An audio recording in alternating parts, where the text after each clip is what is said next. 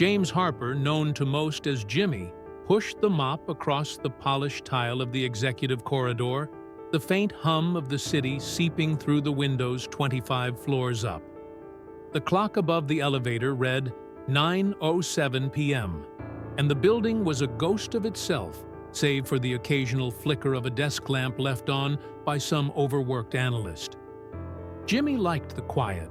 It let him move unnoticed, a shadow among shadows, fixing what others overlooked: scratched baseboards, flickering bulbs, coffee stains no one bothered to wipe.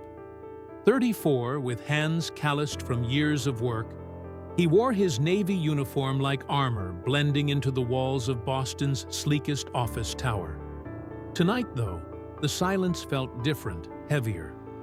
He sensed it before he saw her, Elise Morgan, standing barefoot in the open doorway of her corner office, the amber light behind her casting a soft halo. She was 32, a widow, and the CEO of a design firm that occupied the top 3 floors. Her midnight blue dress clung to her frame, not ostentatious, but precise, hugging her hips and dipping gently at the collarbone as if tailored to whisper rather than shout. She held a ceramic mug, steam curling lazily, and her eyes, tired but sharp, fixed on him. "Think we could start something right here?"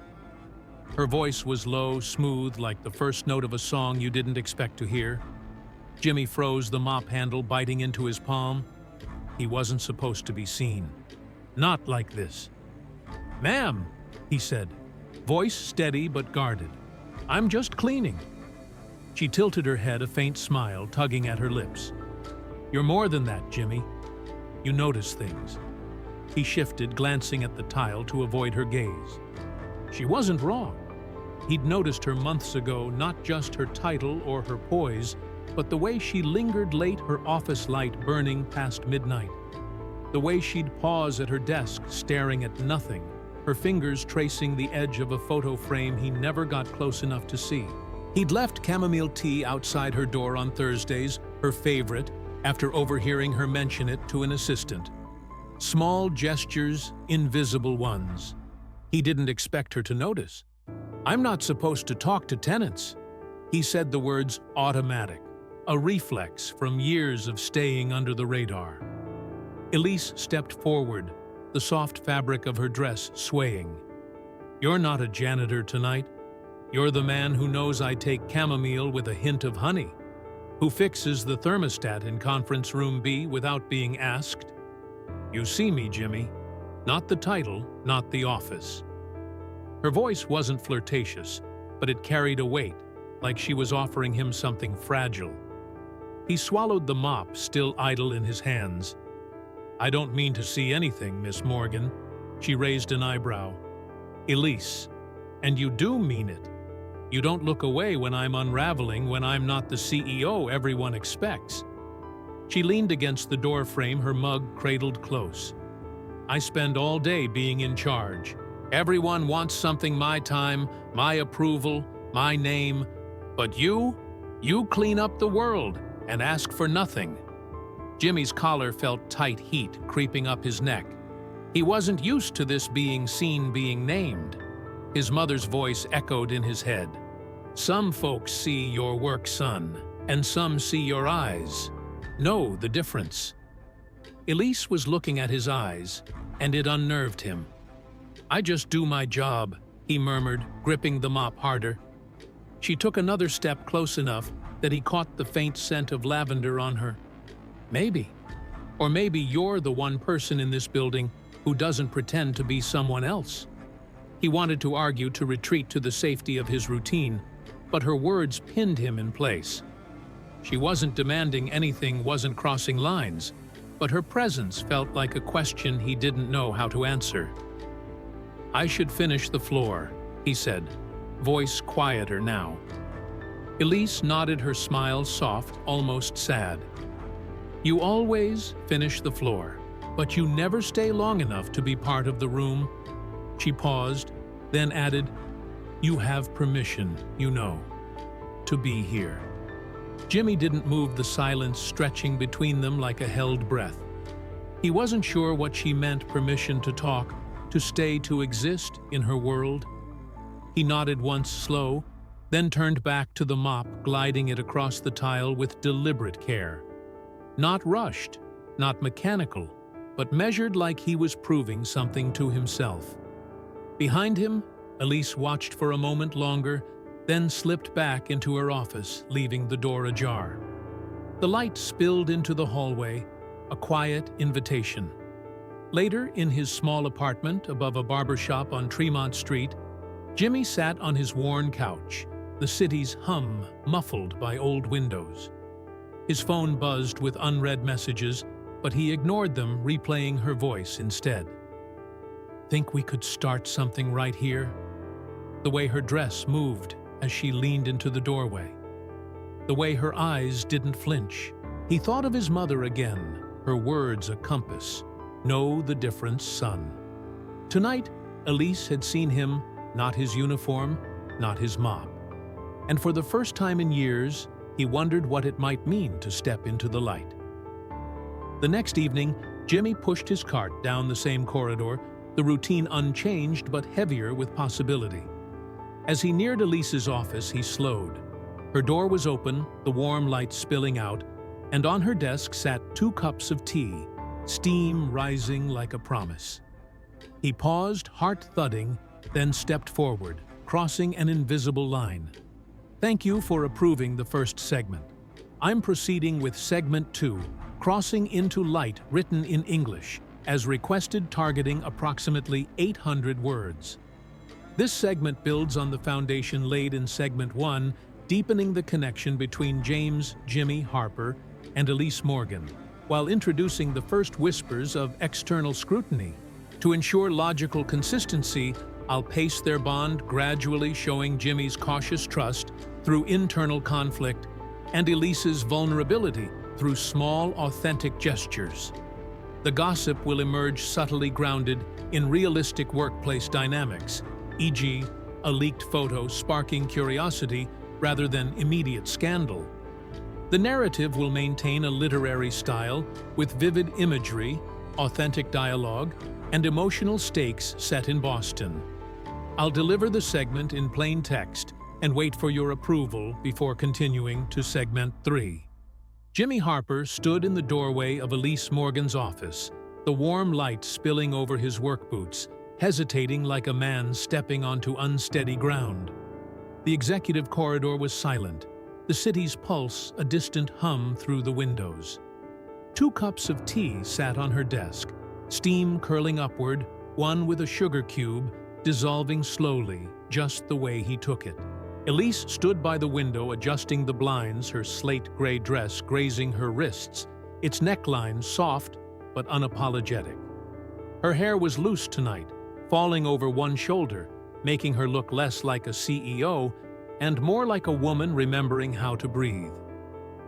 "I wasn't sure you'd come," she said, her voice quiet but steady, not turning yet. Jimmy shifted the weight of his cart behind him, a reminder of the world he belonged to. "I wasn't either." He admitted, his tone low, testing the air. She turned, then her eyes catching his, not demanding but open, like she was seeing him for the first time all over again. "But you're here." He nodded, stepping inside, the soft thud of his boots echoing faintly. "Yeah, I'm here." Elise handed him the tea, their fingers brushing just enough to send a jolt through him. He took the cup, careful not to linger, and they stood in silence, sipping. From 25 floors up, Boston was a tapestry of lit windows and dark streets, a city that didn't pause. In this room, though, time slowed, the air charged with something wordless. Elise sat on the edge of her desk, her dress shifting slightly, and looked at him. "Do you ever get tired of being invisible?" she asked, her voice gentle but direct. Jimmy's grip tightened on the cup, caught off guard. "What do you mean?" She swirled her tea, thoughtful. "You're careful, Jimmy. Every step, every word, like you're measuring how much space you're allowed. I see it, how you wait for elevators to clear before stepping in, how you lower your voice when interns pass, like you've been told you don't belong, and you're trying not to hear it again." Her words landed like stones in still water, rippling through him. He looked away, steadying himself. "It's easier that way," he said finally. "For who?" She pressed her eyes, unwavering. "For everybody." Elise tilted her head, a faint smile softening the challenge. "Not for you." Jimmy didn't answer his mind, flashing to years of moving through rooms without leaving a trace, classrooms, job sites, this very building. He'd learned early that attention was a risk, that being seen often came with a cost. But Elise saw him, and it was disarming. "I didn't come here to talk about me," he said, his voice firmer now. She nodded, setting her cup down. "Maybe not. But you're here, and I'm asking." He took a long sip, the warmth grounding him. "I don't know what this is," he said, honest. Elise's smile faded into something serious. "Neither do I, but it's real." She stood walking to a small speaker on the side table, and with a flick, soft jazz filled the room, Coltrane slow and sultry, curling around them like smoke. "I haven't listened to this in years," she said, almost to herself. "Not since—" She trailed off her fingers, brushing the speaker's edge. Jimmy caught the shadow in her voice, the weight of a loss she didn't name. "Since your husband?" he asked, softer than he meant. She looked up, surprised, then nodded. "Yeah." He loved this song. After he was gone, I couldn't hear it without breaking. She crossed her arms, not defensive, but protective. "People treated me like glass afterward, beautiful, fragile, silent. You're the first person who looks at me like I'm still whole." Jimmy's chest tightened. He wasn't used to being anyone's anchor. "I don't want to be a project," he said, the words sharper than intended. "You're not," she replied quickly. "I just want to be two people in a room, no titles, no rules." He hesitated, then set his cup down the coaster, catching it neatly. The music pulsed gently, and Elise stepped closer, not touching, but near enough that he felt her warmth. "I'm not a dancer," she said, a small laugh escaping. "But I remember how." There was no demand in her eyes, just an invitation. Jimmy took her hand, her skin warm against his calloused fingers, and they swayed, barely moving, the motion less a dance than a choice to stay present. Her cheek brushed his shoulder, and for a moment, the world outside didn't exist. "You know this doesn't change anything out there," Jimmy said quietly, his voice steady. "I know," she whispered. "There'll be looks, whispers, maybe worse." She didn't pull away. Let them look. The song ended, but they lingered, the silence full, not empty. Elise stepped back, her eyes soft but clear. "I'm not asking for anything, Jimmy." He met her gaze. "If I wanted something, it'd start here." She nodded, then returned to her desk, the CEO slipping back into place. But the door stayed open. The next morning, Jimmy was wiping down a conference table when he overheard two interns by the coffee machine. "Saw Harper in Morgan's office last night," one whispered, showing a blurry phone photo, Jimmy handing Elise a cup, the light soft around them. "Think they're a thing?" The other laughed. "Her with him? Bet it's just late-night work." Jimmy kept wiping his jaw tight, but the words stuck. He didn't tell Elise, didn't know how. That night, he pushed his cart past her office, the light flickering, 2 cups waiting. He paused, then stepped inside again, choosing the light over the shadows. Jimmy Harper pushed his cart through the fluorescent-lit service hallway, the wheels creaking faintly against the concrete.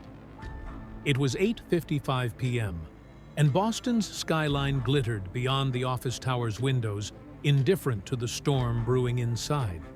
The whispers had grown louder since that blurry photo of him in Elise Morgan's office surfaced 3 days ago.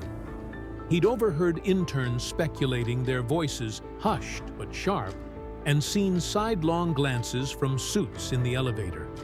He kept his head down, mopping floors, fixing leaks, but the air felt charged, like the moment before a fuse blows. Elise's office door was closed tonight, the first time in a week. Jimmy paused, his hand hovering over the handle of his cart, the memory of their last night lingering, swaying to Coltrane, her cheek against his shoulder, her quiet defiance. Let them look. He'd wanted to believe it could be that simple, but the world didn't bend so easily. As he turned to leave, his phone buzzed. A text from Elise: "Meet me later, 11 p.m. My place. Not the office." His thumb hesitated, then typed, "Okay." He didn't ask why. He didn't need to. By 10:30 a.m. that Monday, the storm broke. An anonymous email hit the company's internal listserv subject line, "Leadership Concerns." Attached were 3 photos, Jimmy handing Elise a cup in her office, their silhouettes close. Jimmy entering her apartment building late at night. Elise's hand brushing his shoulder as they laughed. The message was short, venomous. Is this the face of our firm personal ties over professional standards? By noon, the email was deleted, but screenshots had spread like wildfire. Jimmy heard it first from a maintenance coworker who clapped his shoulder with a grin. "You're famous, man." Jimmy didn't smile back. Elise was in a boardroom pitching a rebrand for a major client when her assistant slipped her a phone with the email open. She read it twice, her face unreadable, then closed her laptop. "Let's take 10, she told the room, her voice steady. Alone in her office, she stood by the window, arms crossed the city, a blur below. When HR called her in at 2 p.m., the director, a woman with clipped words and a tight bun, sat across from her, hands folded. "There have been concerns," she said. "Questions about boundaries with maintenance staff." Elise leaned back, her eyes cool. "Is it the tea or the fact he's black?" The director blinked. "That's not how we're framing this." Elise's smile was sharp. "Then frame it clearly." That night, Jimmy knocked on Elise's apartment door, a brownstone on Beacon Hill, its warmth a stark contrast to her sleek office. She opened it in leggings and an oversized sweater, hair in a messy bun, no makeup. The living room was cluttered with books, half-burned candles, and a canvas streaked with blue and rust. "Didn't think you'd come," she said, her voice softer than usual. "Didn't think you'd ask," he replied, stepping inside. She gestured to the coffee table where takeout boxes waited pad thai spring rolls. "I guessed," she said, a small smile breaking through. "You guessed right," he said, sitting on the floor beside her. They ate in near silence, Miles Davis playing low chopsticks, clicking against noodles. Elise broke the quiet first. "They called you a liability today," she said, her eyes on her plate. "Said I'm risking the firm's reputation." Jimmy set his box down, his jaw tight. "Who's they?" She sighed. "HR. The board. A client who pulled a contract this afternoon citing instability." She looked at him, her gaze steady. "They don't see you, Jimmy. They see what it means that I see you. And it scares them." He leaned back against the couch, processing. "I've heard worse. Charity case, trouble, doesn't change who I am." Elise reached for a wine bottle, poured 2 glasses, and handed him one. "It shouldn't, but it does change how loud we have to be." He studied the wine's deep red, then met her eyes. "What do I make you feel, Elise?" She didn't flinch, like I can want something just because it's right. Not strategic, not safe, just true. He drank, the warmth spreading. "That's dangerous," he said. "I'm done playing safe," she replied. They didn't kiss, didn't need to. Sitting close, knees brushing, was enough, an intimacy built on presence, not promises. At midnight, Jimmy stood to leave. "I'll see you tomorrow," she said, her voice tired but sure. He paused at the door. "Will you?" Her smile was faint. "If you let yourself be seen." He didn't answer, but the door stayed open as he left. 2 days later, Elise sat at her desk drafting a letter. Not to HR, not to the board, but to the public. Some call this a scandal. I call it honesty. If a black man and a white woman standing together in 2025 still stirs fear, the problem isn't us, it's the lens. She posted it online at 9 a.m. By noon, it was viral blogs, design forums, a late-night host quoting it. The narrative shifted. They weren't a rumor anymore. They were a statement. But the cost came quick. Another client rescheduled a pitch citing optics. A board memo urged discretion. Elise didn't budge.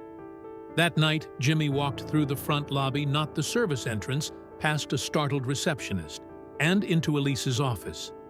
She stood at the window blazer off Hair Down Jazz, playing softly. "They want me to apologize," she said, without turning. "Step back."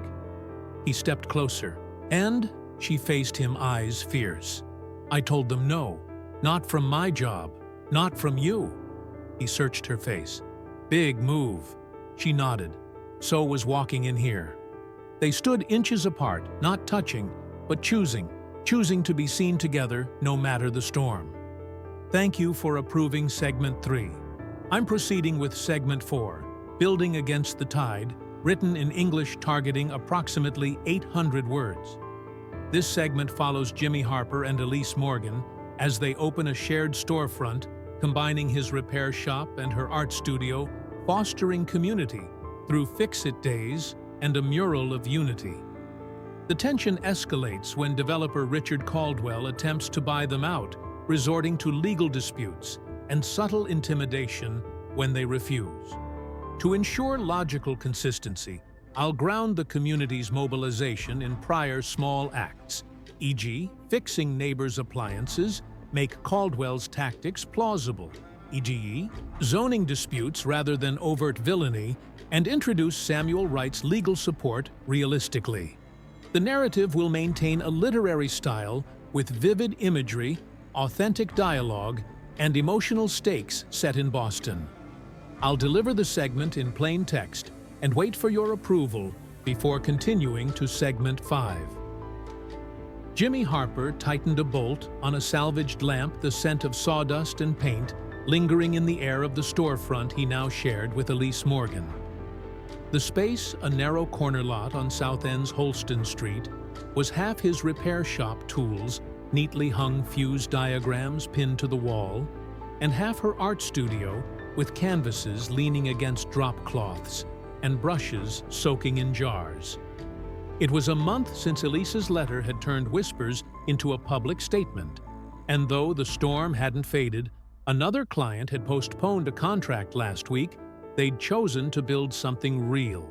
The sign above the door read, "Morgan and Harper Studio, simple and bold, hand-painted in white." Mornings were for work, evenings for community. They'd started Fix-It Saturdays, offering free minor repairs for seniors, veterans, and single parents. No flyers, just word of mouth from the time Jimmy fixed Miss Clara's heater down the block, and Elise taught a neighbor's kid to sketch. The first Saturday, 3 people showed up. By the 4th, a line formed: leaky faucets, wobbly chairs, stories swapped over coffee. Kids began painting a mural on the studio's exterior. 2 hands, 1 dark, 1 light, building a bridge from scraps and light. Elise sketched the outline. The neighborhood filled it with color. Jimmy was rewiring a donated fan when Elise stepped in from the studio side overalls flecked with paint, her hair tied back. "You see the crowd out there," she said, nodding toward the window where kids added stars to the mural. "They're making it theirs." Jimmy glanced up, his hands steady on the wires. "Didn't expect this many." She smiled, leaning against the workbench. "You fixed their grandma's lamp. They don't forget." He gave a small laugh, but his eyes lingered on her, the way she moved through the space like it was home. The peace didn't last. That afternoon, a man in a tailored suit stepped into the studio, his polished shoes out of place against the sawdust-strewn floor. Richard Caldwell, a real estate developer who owned half the block, including their lease. Tall, white, with an unbothered smile, he carried a tablet and an air of inevitability. "Miss Morgan, Mr. Harper," he said, nodding to each. "This is quite the operation, but you're sitting on prime frontage. I'd like to buy you out generous terms, expedited process." His assistant, a young woman scribbling notes, didn't look up. Elise crossed her arms, paint still on her cheek. "We're not selling." Caldwell's smile didn't waver. "Think bigger. My new complex could feature your art. Harper's repairs, branded elevated. Jobs, revenue, progress." Jimmy set the fan down, his voice even. "We're building progress right here. Don't need your lights." Caldwell's eyes narrowed slightly. Real estate's a machine. Sentiment won't stop it. He left a contract on the counter and walked out the door's bell jangling behind him. By evening, the threat took shape. A city notice arrived citing zoning irregularities and a review of their lease. Jimmy found Elise at the mural, staring at a black streak someone had sprayed across the bridge's center. "This isn't random," she said, her voice tight. Caldwell's flexing. Jimmy's jaw clenched. "He's betting we'll fold." She grabbed a brush, dipping it in gold paint. "Then he doesn't know us." They needed help, and it came unexpectedly. Samuel Wright, a semi-retired civil rights lawyer with a brown fedora and a dog-eared city charter, walked in the next morning. "Heard about your mural," he said, scanning the space. And Caldwell. "In this town, greed moves faster than justice." Elise blinked. "You heard right," grinned. "Miss Morgan, trouble like this finds me." He filed an injunction that afternoon citing public property defacement and community heritage, using the mural as leverage. He also pushed for historic designation, a long shot, but a shield. "It'll slow," Caldwell Wright said. But he's got lawyers with deeper pockets. The community didn't wait. Miss Clara, 81 and sharp-tongued, wheeled herself to the studio with 6 neighbors, 2 veterans from Fix-It Saturdays, and a thermos of coffee. "This is our place," she declared, handing Jimmy a stack of affidavit stories from kids who painted elders who'd found community. "File these," she said. "Let the city know we're here." Elise watched, her eyes stinging, as a teen added a new stroke to the mural, turning the black streak into a shadow that made the bridge's light pop. That night, Jimmy and Elise sat on the studio's roof, a blanket between them, the mural glowing below. "You ever lose something you fought for?" she asked, her voice soft. Jimmy nodded. "My mom's place. City took it after she passed taxes they said she owed. Lived there 40 years. Elise closed her eyes. "We won't lose this." He looked at her, the city's hum wrapping around them. "Not if we keep showing up." But the pressure didn't ease. A second notice arrived, freezing their business account for safety violations. Then an envelope slid under Elise's apartment door, photos of Jimmy locking the studio. Elise painting with kids, the mural defaced. No note, just a message, "We're watching." Jimmy got the same envelope. They sat in her living room, the photos between them, fear curling like smoke. "They want us scared," Jimmy said, his hand finding hers. "Only if we let them," she whispered, her grip tight. Below the mural stood defiant, a beacon in the dark. Jimmy Harper stood in the dim glow of the Morgan and Harper Studios mural, the night air sharp against his skin. The black spray paint scarring the bridge of 2 hands, one dark, one light, had been transformed by Elise Morgan's brush into silhouettes, shadows that made the colors blaze brighter. Boston's South End hummed softly, but the studio was a fortress, its defiance painted in every stroke. 3 days ago, Jimmy had been detained, accused of threatening a man caught defacing the mural. The man swung first. Jimmy didn't. Yet he'd spent a night in a holding cell, released without charges, but with a warning: stay out of trouble. Elise had met him at the precinct, her eyes fierce. "This is Caldwell," she'd said. "He's playing dirty." Now, under string lights strung across the alley, Elise dipped her brush in gold, adding stars to the mural's sky.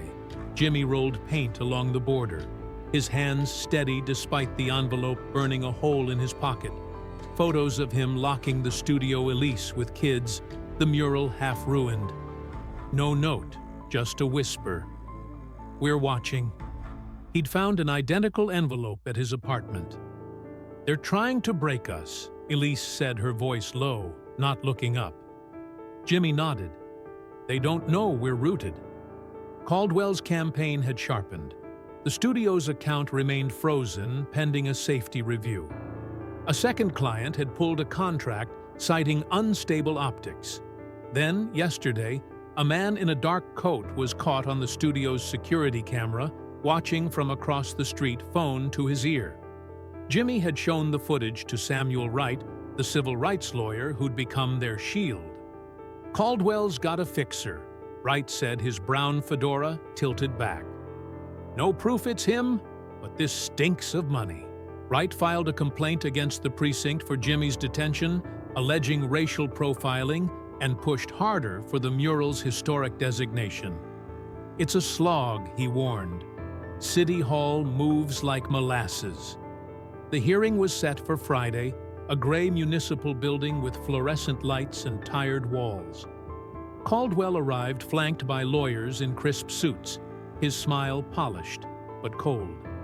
Jimmy and Elise walked in with no attorneys, just people Miss Clara in her wheelchair clutching affidavits. Two veterans from Fix-It Saturdays. A teen named Jamal holding a crumpled drawing of the mural. The council chamber was half empty, the air stale. Caldwell's lawyer spoke first smooth and calculated, "This property is commercial gold. Our client's plan creates jobs, boosts taxes. The mural's a gesture, not heritage." Elise stood no notes, her voice clear. "I don't have charts. I have stories." One by one, their community rose. Miss Clara spoke of the studio as home, where her stove was fixed for free. A veteran described finding purpose in repair days. Jamal said the mural kept him off the streets, his voice cracking. Each story built on the last, a tide rising. Jimmy watched Caldwell's smile falter, his lawyers shifting. The council recessed, promising a Monday ruling. Outside, Elise exhaled her breath, clouding in the chill. "We showed up," she said. Jimmy nodded. "Always do." She caught his eye, the city's lights framing her. "Thank you for staying." He smiled. "Wasn't an option." That night they returned to the mural. Elise handed Jimmy a brush, her fingers brushing his. "Let's finish it," she said. Under the string lights, neighbors gathered, kids, elders the barber from down the block. Someone strummed a guitar. Miss Clara hummed an old freedom song. Jamal painted a bolt on the bridge, grinning. Elise turned the last black streak into a starburst, the mural now a testament, not a target. Jimmy stood beside her, paint on his knuckles. "This is war," he said, half joking. "Not war," she replied. "Reclamation." The crowd's voices rose not loud, but certain a chorus of presence. By midnight, the mural shone bolder than ever. Jimmy caught a shadow moving across the street, a man dark coat slipping away. He didn't chase him. Let him run. The next morning, Wright called. "Council's leaning our way," he said. "Your people shook them. Designation's not guaranteed, but Caldwell's pulling back." The studio's account was unfrozen, the violations quietly dropped. Jimmy's detention complaint was under review, a small step toward justice. No grand victory, but enough. That evening, Jimmy and Elise sat on the studio floor, paint cans stacked nearby, the mural's glow visible through the window. Still scared, she asked, her knee touching his. He didn't lie. "Yeah, of how much this matters." what it might cost. She leaned into him, her forehead against his chest. "We won't lose us," she whispered. He believed her not because she promised, but because every day they chose to stay. The storm didn't end, but it paused. Caldwell's fixer vanished. His complex plans stalled. The mural stood a beacon for Holston Street. Kids added new strokes weekly. Elders brought coffee and stories. Jimmy fixed lamps Elise painted, and together they built not for applause, but for the truth that roots grow deeper than threats. Outside, Boston breathed its lights blinking. Inside, Jimmy and Elise held fast their hands, one dark, one light, building a legacy that no shadow could erase.